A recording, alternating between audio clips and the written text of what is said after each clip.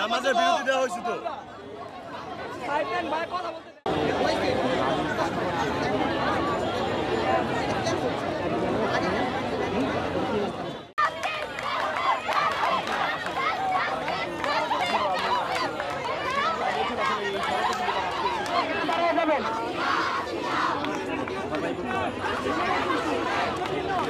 আমাদের দেশে হচ্ছে একটা যখন অপরাধ চলতেছে সেটা হচ্ছে ধর্ষণ।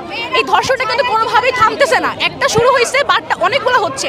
এটার এত কঠোর শাস্তি চাই যেন যদি 10% আমরা শাস্তি দিতে পারি বাকি রেপিস অটোমেটিক শুধরে যাবে। এই এত কঠোর শাস্তি দেখে তাকে ফাঁসি চাই, ধর্ষকের মৃত্যুদণ্ড চাই, গুলি করে মারা হোক, ওদের আত্মা যাতে কেঁপে যাক। কারণ ওরা একজন মার পেট থেকে জন্ম নিচ্ছে, ওদেরও মা আর বোন আছে ঘরে। আমাদের কর্মসূচি হচ্ছে 30টি কলে